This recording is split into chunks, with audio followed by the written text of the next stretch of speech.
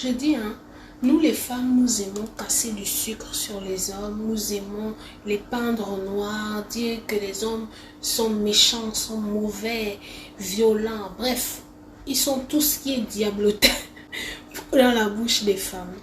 Néanmoins, arrivé à un certain moment, il faut quitter du monde des bisounours, il faut quitter du monde de Dora l'exploratrice et descendre sur terre, d'accord? Il faut mettre sa tête sur ses épaules, d'accord? Et se poser les vraies questions, c'est-à-dire se dire pourquoi les relations de nos jours ne fonctionnent pas? Pourquoi, selon les chiffres, les femmes aujourd'hui sont plus malheureuses que dans le passé? Pourtant, on dit que c'est celle du passé qui était trop bête, qui était malheureuse, qui souffrait trop. Mais elles duraient dans leur mariage et de nos jours, les femmes sont plutôt entourées de 10 chats, 10 chiens et un gros nounours. De nos jours, elles ont la couette et tout l'apparat pour leur faire oublier qu'elles n'ont pas d'homme à leur côté, pour leur faire oublier qu'en réalité, elles sont dans la solitude. Voilà, parce qu'elles ont trop écouté les féministes 2.0, parce qu'elles ont trop poussé le bouchon trop loin. En toute chose, rien n'est totalement noir. D'accord? Il y a ce qui est bon et ce qui est mauvais. Nos mamans d'avant, là, c'est leur manque d'indépendance financière, leur manque de travail. C'est tout. Mais le reste, là, elles avaient souvent raison. Par contre, nous, aujourd'hui, avec le système féministe 2.0, égalité des hommes et des femmes, etc., nous avons beaucoup de vrais faux. C'est-à-dire que nous avons beaucoup de mensonges concernant les relations hommes et femmes qui sont colportés par la masse. Conclusion, on a l'impression que ce sont des vérités. C'est ça. On nous dit souvent des choses pour nous caresser dans le sens du poil, alors qu'en réalité, les hommes savent, ils savent que c'est pas ça qui les aide réellement à épouser une femme ou pas. Ce qui fait qu'il y a énormément de divorces. Même les hommes qui veulent nous aimer dans notre côté féministe 2.0 finissent par être épuisés et à dégager en fait. Donc il faut se poser les bonnes questions et se dire qu'est-ce qu'il faut prendre et qu'est-ce qu'il faut laisser. Moi je dirais chez les féministes c'est l'indépendance financière, l'art de travailler, de se battre. Sinon tout excès nuit. Nous, on veut être au point où on veut trop jouer les femmes égales aux hommes. On n'est pas des Rambo. So oui. Arrêtez de vouloir être autre chose que ce que vous êtes. Nous sommes des femmes.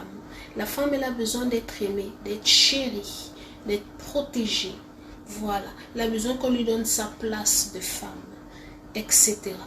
Par contre, l'homme, il a besoin d'être respecté, d'être considéré, d'être à la limite complimenté. C'est vraiment obligatoire de respecter un homme si tu veux qu'il t'aime, qu'il te garde pendant longtemps dans la relation. Parce que la femme donne accès au sexe, l'homme donne accès au mariage.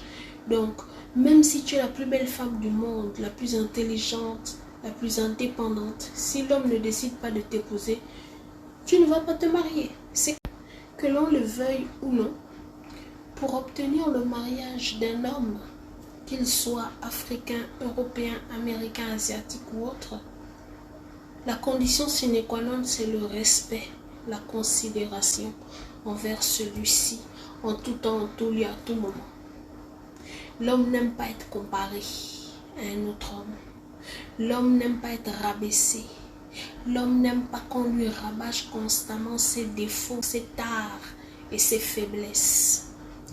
L'homme n'aime pas qu'on le jette à la vindicte populaire, même si, on va dire, les gens autour, ce sont ses amis, sa famille, etc. Même si le public est proche de lui, il n'aime pas qu'on le rabaisse, qu'on démontre sa nudité devant son entourage ou des inconnus, encore c'est pire. Vous allez peut-être trouver cela aberrant, mais c'est la réalité du terrain, c'est la réalité de la vie. Quand tu veux quelque chose, apprends à savoir ce que tu dois offrir pour avoir cette chose, sans chercher à modifier les données. D'accord? L'homme, si tu le veux, écoute, mets-le à la place du roi, élève-le, regarde-le avec des étoiles dans les yeux. Complimente-le, respecte-le. Ok, donne-lui de la considération. Ne va jamais apporter vos problèmes à l'extérieur. Ne va jamais le déshabiller devant autrui. Parle-lui calmement. Ne crie pas sur lui. Sinon, tout ce que tu diras, il n'entendra pas. Il sera bouché. Ok? Parle-lui calmement. Sois soumise. Je n'ai pas dit d'être son marchepied ou son esclave. Mais sois soumise.